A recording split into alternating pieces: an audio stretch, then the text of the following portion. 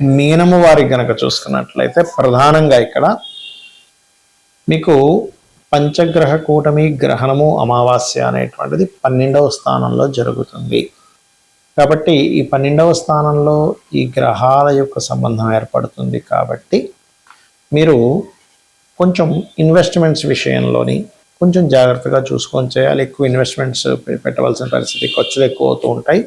కాకపోతే 12వ స్థానంలో గ్రహణం ఏర్పడడం మూలంగా కొంచెం విదేశీ యోగాలు అయితే ఇస్తుంది. కాకపోతే ఇన్వెస్ట్మెంట్ చేసేటప్పుడు, ఖర్చులు పెట్టేటప్పుడు చాలా జాగ్రత్తగా ఉండాలి. మరియు మీకు ఈ కాంబినేషన్ అనేటువంటిది రియల్ ఎస్టేట్ రంగాల వారికి, రైతులకి చాలా అనుకూలత ఇస్తుంది. మీడియేటింగ్ చేస్తూ ఉంటారు. రియల్ ఎస్టేట్ పలానా ప్రాపర్టీ ఒక దగ్గర ఉందంటే వాళ్ళ అమ్మిపించే వాళ్ళ దగ్గర, కొనిపించే వాళ్ళ దగ్గర ఎంతో కొంత 1%, 2% కమిషన్, తద్వారా వాళ్ళకి డబ్బులు వస్తూ ఉంటాయి. అటువంటి వాటిల్లో చాలా అనుకూలంగా ఉంది చెప్పాలంటే. అలాగే కొంచెం వివాహ నిర్ణయాల విషయంలో మీనం వారు కాస్త జాగ్రత్తగా ఉండాలి.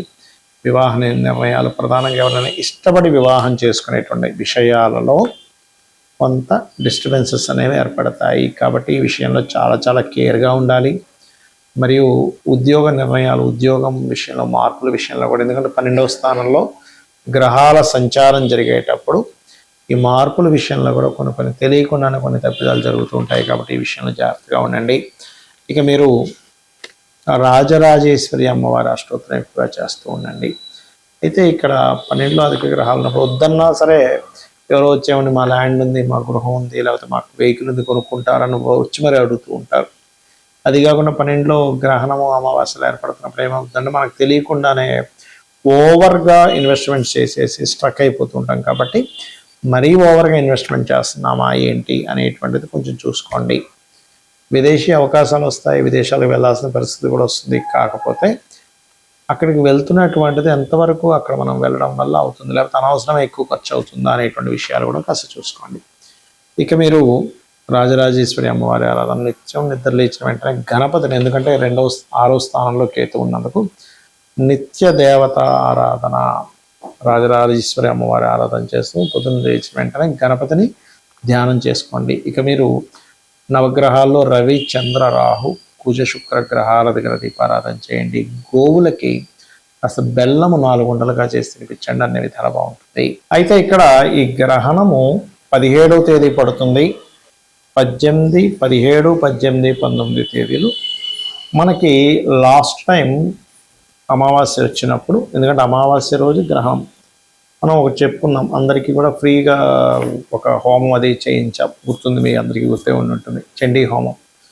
అయితే ఈసారి మనం అప్పుడే అనౌన్స్ చేశాము, నెక్స్ట్ మంత్ అమావాస్యకి పుణ్యక్షేత్రంలోని కామాఖ్యలో మనకి అక్కడ 3 రోజుల పాటు హోమం ఉంటుంది. గణపతికి సంబంధించింది, నవగ్రహాలకు సంబంధించింది, చండీకి సంబంధించింది.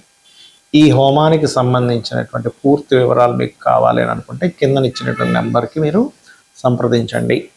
అది ఎలాగా, 3 రోజులు అయితే ఎలా ఉంటుంది, 1 రోజుకి అయితే ఎలా ఉంటుంది, దానికి ఏమేమి పంపిస్తారు, ఎవ్రీథింగ్ మీకు ఉంటుంది. మీ గోత్రనామాలు పంపిస్తూ ఆ వివరాలు మీరు తెలుసుకోవచ్చు.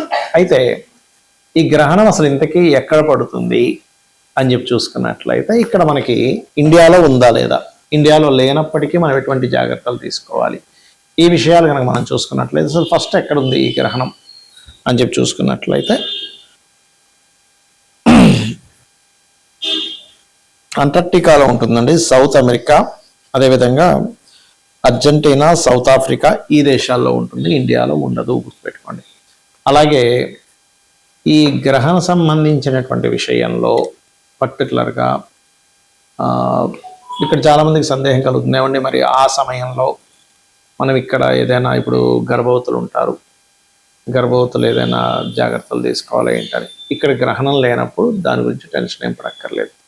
కాకపోతే ఎంతైనా సరే ఖగోళంలో జరుగుతుంది కాబట్టి మీ రాశి వారికి ఎటువంటి జాగ్రత్తలు తీసుకోవాలి నేను ఏదైతే చెప్పానో ఆ యొక్క విషయంలో జాగ్రత్త పడుతూ ఉండాలి.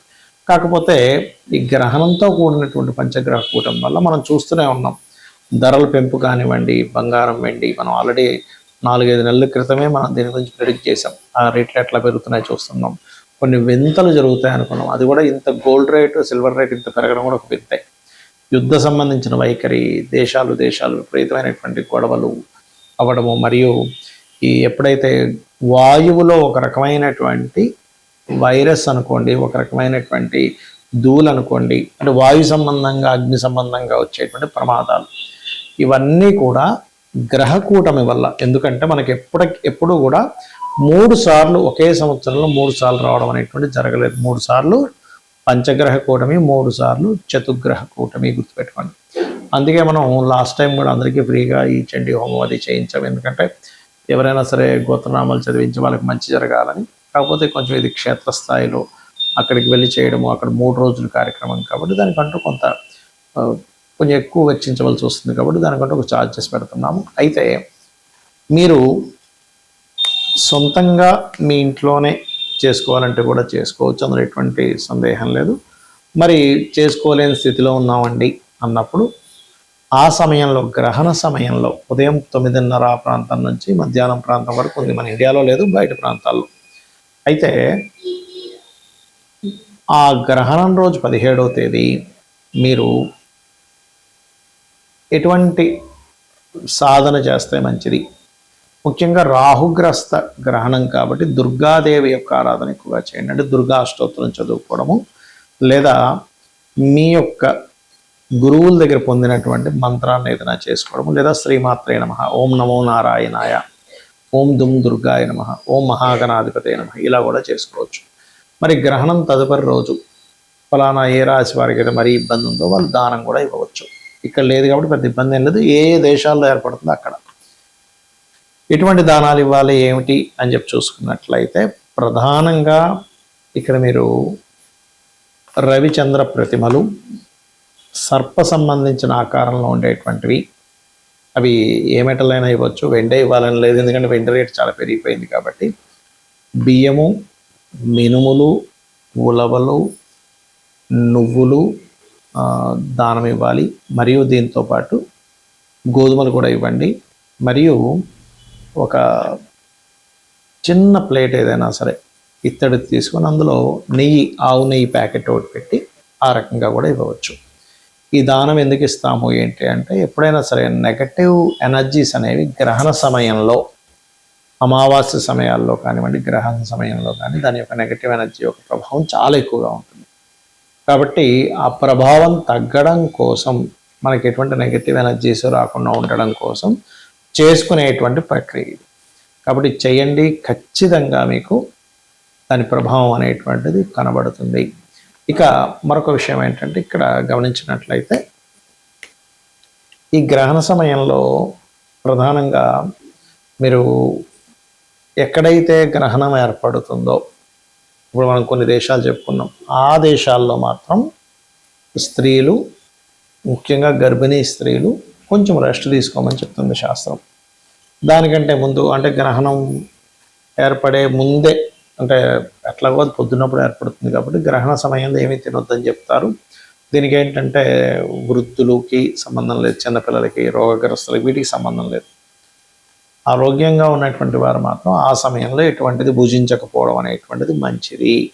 గ్రహణంతో వస్తున్నటువంటి పంచగ్రహ కూటమి, ఇది ఏ రాశుల వారికి ఉంటుంది, అసలు ఇండియాలో ఉందా లేదా అనేటువంటివి కనుక చూసుకుంటే, ఫస్ట్ ఆఫ్ ఆల్ ఇది కుంభరాశిలో జరుగుతుంది కాబట్టి కుంభం వారు, మీనం వారు, మకరం వారు, మరియు అదేవిధంగా తుల, మిథునం వారికి దీని ఎఫెక్ట్ అనేటువంటిది ఎక్కువగా ఉంటుంది. అయితే ఇది మన ఇండియాలో ఉందా లేదా ఏమిటి అంటే, మన ఇండియాలో లేదు. మరి ఏ దేశాల్లో ఉంది అని చూసుకున్నట్లయితే, ఇది అట్లాంటినా, సౌత్ అమెరికా, అదేవిధంగా అర్జెంటీనా, సౌత్ ఆఫ్రికా, ఈ దేశాల్లో ఉంది. కాబట్టి ఇండియాలో లేదు. అది కూడా ఆ దేశాల్లో పొద్దున్న 9:30 నుంచి 12:30 ఆ ప్రాంతాల్లో ఉంటుంది ఉదయం పూట. మరి ఆ దేశాల్లో ఉంది కదా, మన దేశంలో లేదు కదా అంటే, మనం జపం చేసుకోవడానికి, ఏదైనా కార్యక్రమాలు చేసుకోవడానికి, ఎందుకంటే ఎప్పుడూ రానటువంటి గొప్ప కాంబినేషన్స్ ఇవన్నీ కూడా. అమావాస్య రోజే మనకు సూర్యగ్రహణం వస్తుంది, ఎలాగో ప్రత్యేకంగా అమావాస్య రోజు వస్తుందని చెప్పాల్సిన అవసరం లేదు. సో సూర్యగ్రహణంతో కూడి 5 గ్రహాల కూటమి. మనం లాస్ట్ మంత్ పంచగ్రహ కూటమి ఏర్పడి అమావాస్య రోజు మనం ఒక కార్యక్రమం చేసుకున్నాం. చండీ హోమం చేయించాం అందరికీ ఫ్రీగా. కొంతమంది కట్టే వాళ్ళు వాళ్ళతో వచ్చింది కూడా ఇచ్చారు, అందులో ఇదేం లేదు, మరి తక్కువ మంది. అయితే ఇక్కడ ఈసారి కామాఖ్యలో మనము 3 రోజుల పాటు హోమం ఉంటుంది. ఆ యొక్క వివరాలు మీరు తెలుసుకోవాలనుకుంటే కింద స్క్రోల్ అవుతున్నటువంటి నెంబర్కి మీరు వాట్సాప్ పంపించండి. పంపించినట్లయితే వివరంగా మీకు ఎటువంటివి అక్కడ జరుగుతాయి ఏమిటనేటువంటిది వివరంగా ఉంటుంది. ఏ నెంబర్కి వేయాలి, మీకు ఎటువంటి మీకు పూజాది కార్యక్రమాలు, హోమం జరుగుతుంది అనేటువంటి విషయాలు. అయితే ఎందుకు అంటే ఈ పంచగ్రహ కూటమి గ్రహణంతో వచ్చినప్పుడు మనం ఎటువంటి నెగటివ్ ఎనర్జీస్కి గురవ్వకుండా, గ్రహాల యొక్క ప్రభావం మన మీద ఎక్కడ కూడా పెద్ద పెద్ద ఇబ్బందులు రాకుండా కాపాడడానికి మనం ఇది చేసుకుంటున్నాం. ఇక ఈ యొక్క గ్రహణం మూలంగా, ఈ పంచగ్రహ కూటం మూలంగా కలిగేటువంటి దేశకాల పరిస్థితులు ఎటువంటివంటే మనం ఆల్రెడీ ఎప్పటి నుంచో చెప్తున్నాం. ధరలు, బంగారము, వెండి ధరలు విపరీతంగా పెరుగుతాయి, ఇంకా విపరీతంగా పెరుగుతుంటాయి. షేర్ మార్కెట్ క్లాష్ అవుతుందని చెప్పుకున్నాము. అదేవిధంగా అగ్ని ప్రమాదాలు, వాయు సంబంధించినటువంటివి, జల సంబంధించినవి అని ఇవన్నీ కూడా జరుగుతుంటాయి. అయితే ఇటువంటి విషయాల్లో ఎక్కడా మనం ఇరుక్కోకుండా, ఎక్కడ ఇబ్బంది కలగకుండా ఉండడం కోసమే మనం చేసుకునేటువంటివి.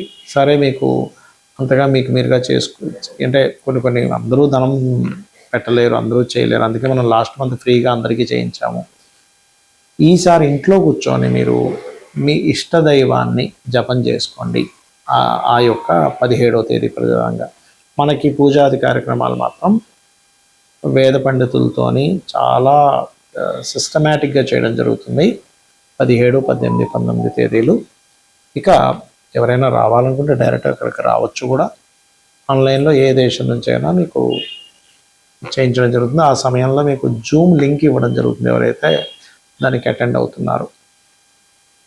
ఇక ఒకటే గుర్తుపెట్టుకోండి, ఆ రోజు మీరు పర్టికులర్గా 17వ తేదీ మాత్రం మీరు మీ ఇష్టదైవాన్ని తలుచుకోండి. ఎందుకంటే మన ఇండియాలో గ్రహణం లేకపోయినా ఇంకెక్కడైనా ఉన్నా సరే ఖగోళంలో మాత్రం ఆ కాంబినేషన్ ఏర్పడుతుంది. కాబట్టి మీరు ఆ రోజు చేసినటువంటి పూజాది కార్యక్రమాలు కానీ, హోమాలు కానీ ఏదైనా సరే 1000 రెట్లు ఫలితం వస్తుంది. శ్రీమాత్రే నమః.